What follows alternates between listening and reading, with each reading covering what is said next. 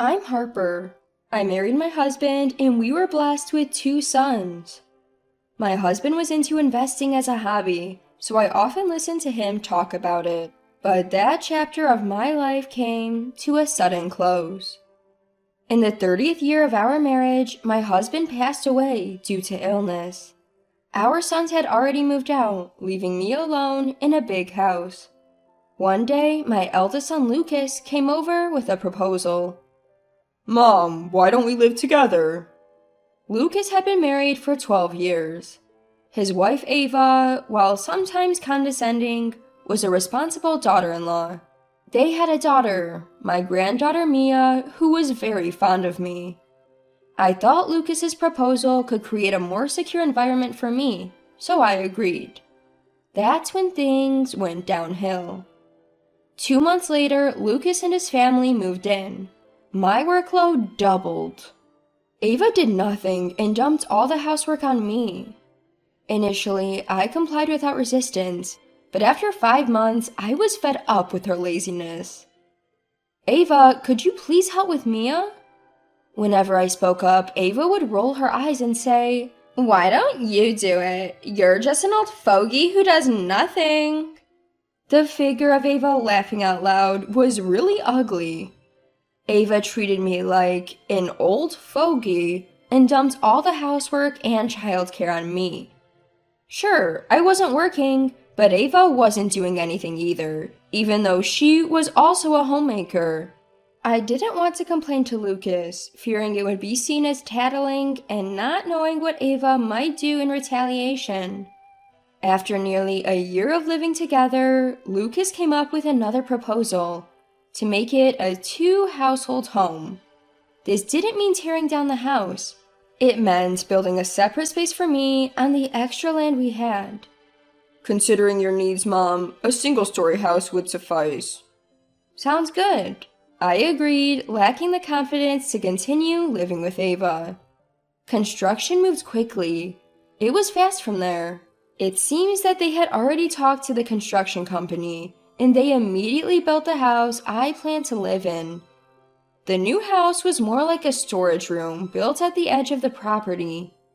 Ava even remodeled the main house to her liking, but I said nothing, grateful to still be close to Lucas and Mia.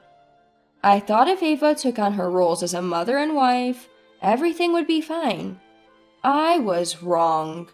Ava continued to make me do all the housework and would disappear when Mia came home, only to return minutes before Lucas.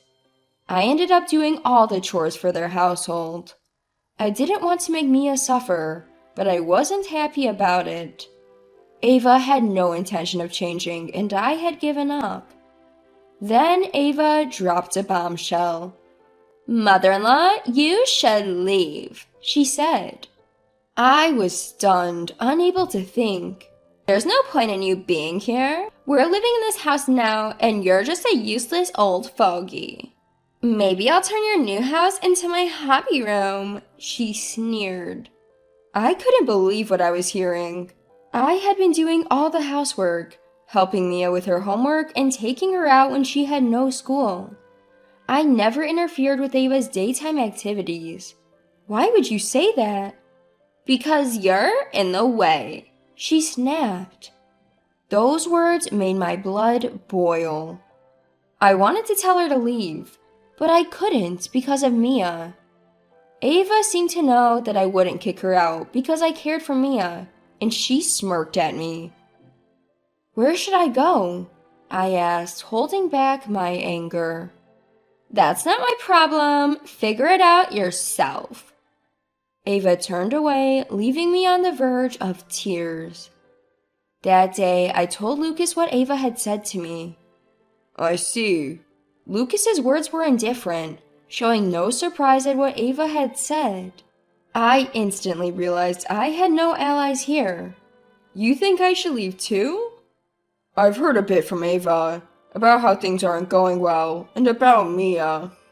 I felt uneasy.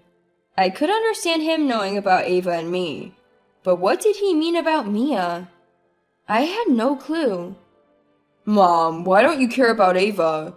Mia is Ava's and my child, and Ava loves her. What are you talking about? Ava told me you've been letting Mia into your room to badmouth her, to turn her against Ava. I had never done such a thing. Whenever Mia asked where Ava was, I always dodged the question, saying she was out. I never spoke ill of Ava. I never said that! I raised my voice, irritated. Lucas looked shocked for a moment, then his eyes narrowed. You're always so harsh on Ava. She cries every day. When I said I talked to you, she begged me not to, saying it was her fault. Lucas stood up abruptly and yelled at me. I was overwhelmed and lost for words. I had never seen Lucas this angry, and I could see he was desperately trying to protect his family. Anything I said now would probably be futile. I decided to leave quietly.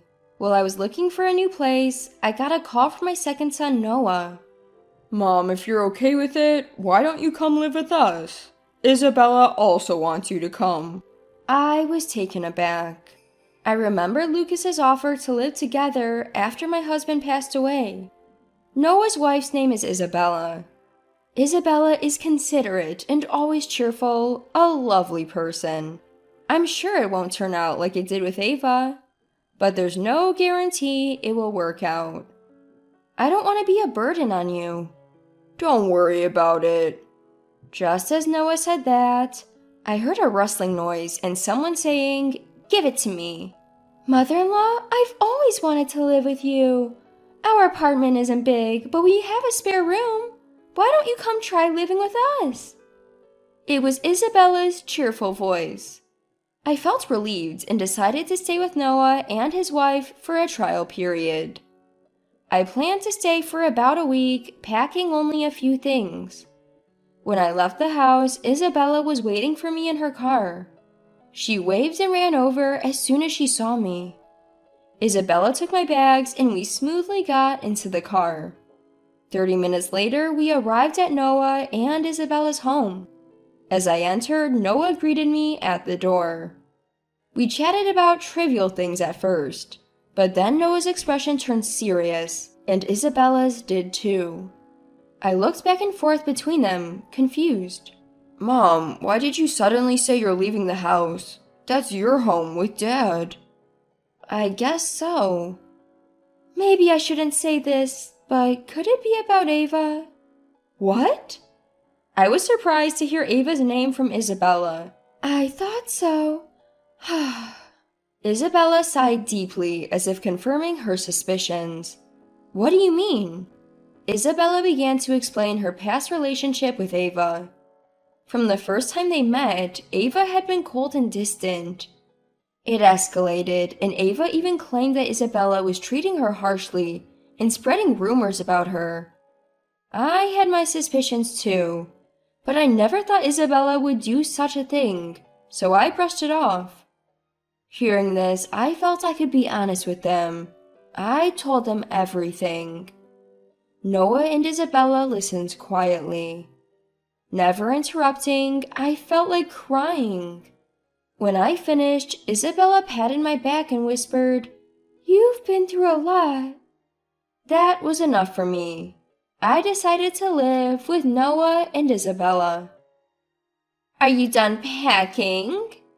While I was packing, Ava appeared smiling. Her face looked triumphant, and it irritated me. I'm leaving now. I packed my last bag, walked past Ava, and left the house. 3 months later, I received a call. The caller ID showed Ava. I hesitated but answered since I was alone. Ava sounded frantic. At first I couldn't understand, but she was saying they couldn't pay their loan. Their savings were gone, and Lucas might divorce her due to her spending habits. She begged me to talk to Lucas, saying it would upset Mia otherwise. I headed straight to my old home. Entering, I saw Lucas yelling and Ava crying. When Ava saw me, she ran toward me, almost collapsing. Mom? Lucas noticed me and looked shocked. Both of you calm down. Let's talk. I sat them down at the table. I've heard some of it from Ava. What's this about not being able to pay the loan on Lucas's salary? Well, we should have been able to. What do you mean? Your father left enough money to pay off this house. There shouldn't be any loan. Actually, we remodeled the interior when we built your house, and it cost about $100,000. We took out a loan for it. I knew that. I had told Lucas it was fine since I paid for my own single-story home. But Lucas has a job, and a $100,000 loan shouldn't be that hard to pay off. So why can't they? Turns out Ava has a lot of debt, and when we pay that off, there's nothing left from my salary. What? I looked at Ava in disbelief, and she seemed to shrink back. Could she really have accumulated such a large debt? How much are you short? About $1,500 if you include living expenses. That much? I had thought it would be around $400 or $500 at most. $1,500 isn't something you can just save up by cutting corners. Ava, since you're the one who made this debt, how about getting a part-time job? What? It's not an amount that can be covered unless Ava starts working. I suggested a part-time job to Ava to show her the reality, but it seemed she didn't like the idea. All of this happened because you left, mother-in-law.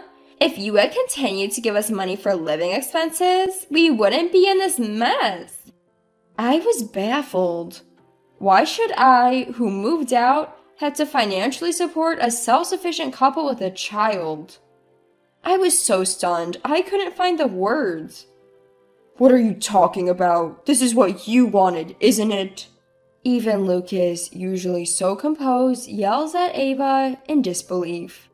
You could earn more too, Lucas. Why do I have to work? It's your job to earn money to protect the family, not mine.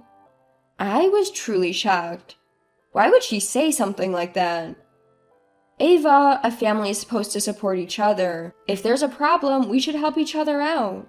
What? Why do I have to listen to this from some irrelevant old woman? You old fogey. Ava! Again with the old fogey. I've been living with my second son and his wife, and I haven't been a burden to my eldest son and his wife at all. Why do I have to be insulted like this by Ava? Fine, if you're going to say that, then I'll give this to Lucas. I placed an audio recorder and a large envelope on the table. Lucas and Ava looked puzzled as they peered inside. The first thing Lucas picked up was the audio recorder. What's this? It's a collection of all the things Ava has said to me. Yes, when I decided to move in with my second son, Isabella suggested I record my interactions with Ava.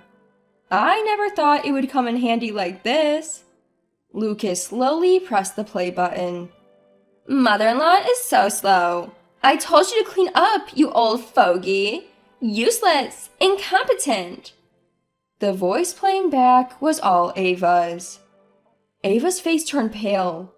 What is this? You've been saying these things to my mom? Lucas had been manipulated by Ava, so he probably never expected to hear this. This is... Ava's voice weakened. I quietly moved the envelope in front of Lucas as well. What's this? Open it. Lucas slowly opened the envelope, revealing a stack of photos and a document. All the photos showed Ava with an unknown man. What? I had hired a detective because Ava was dressing up and going out almost every day since I moved in with my second son.